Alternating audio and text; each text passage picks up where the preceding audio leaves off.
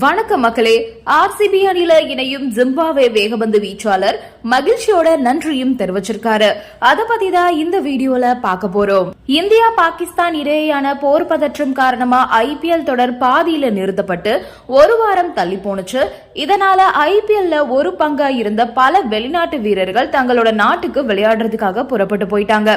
இதனால பல வீரர்கள் IPL அணிகளுக்கு கிடைக்க மாட்டாங்க அப்படின்றதுனால IPL அணிகள் மீதம் இருக்கக்கூடிய போட்டிகளுக்கு தற்காலிக மாற்று வீரர்களை இணைச்சுக்கலாம் அப்படின்னும் தற்போது இணைக்கப்படும் வீரர்கள் 2026 IPL தக்க வைக்க அனுமதிக்கப்பட மாட்டாங்க அப்படின்னும் தெரிவிக்கப்பட்டுச்சு. இது அனைத்து அணிகளுக்கும் நல்ல செய்தியா மாறிய நிலையில ஒவ்வொரு அணியுமே அவங்களுக்கான தற்காலிக மாற்று வீரர்களை அணியில இணைச்சிட்டு வராங்க.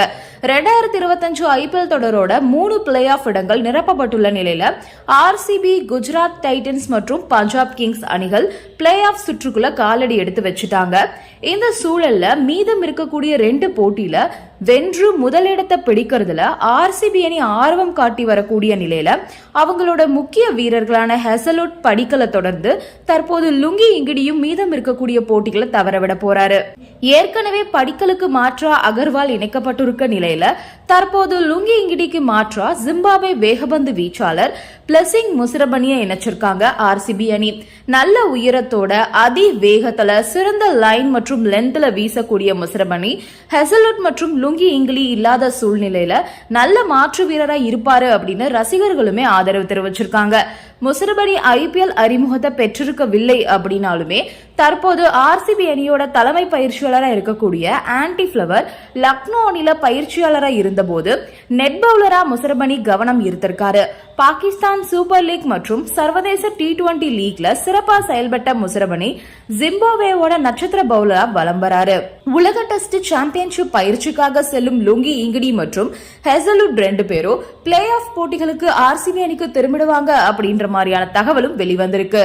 இந்த நிலையில முதல் முறையா IPLல RCB அணிக்காக ஆட போறது ரொம்பவே எக்ஸைட்மெண்டா இருக்கிறதா தெரிவிச்சிருக்காரு முசரபனி.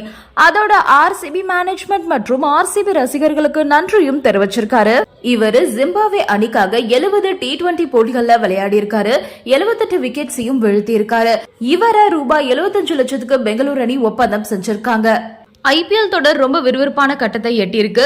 3 அணிகள் பிளே ஆஃப்க்கு போயிட்டாங்க. இன்னும் ஒரே ஒரு அணி பிளே ஆஃப் சுற்றுக்கு தகுதி பெறும் நிலையில அந்த இடத்துக்கு மும்பை இந்தியன்ஸ், டெல்லி கேபிட்டல்ஸ் மற்றும் லக்னோ ஆகிய அணிகள் போட்டி போட்டுட்டு இருக்காங்க. மும்பை அணி மற்றும் டெல்லி இவங்க 2 பேரும் தலா 12 போட்டியில விளையாடி 14 புள்ளிகளோட மும்பை அணியும் 13 புள்ளிகளோட டெல்லி அணியும் இருக்காங்க. லக்னோ அணி 11 போட்டியில விளையாடி 10 புள்ளிகள் பெற்றிருக்காங்க. அடுத்த 2 போட்டியில மும்பை வெற்றி பெற்றா 18 புள்ளிகளோட அந்த அணி பிளே ஆஃப் சுற்றுக்கு முன்னேறிடுவாங்க.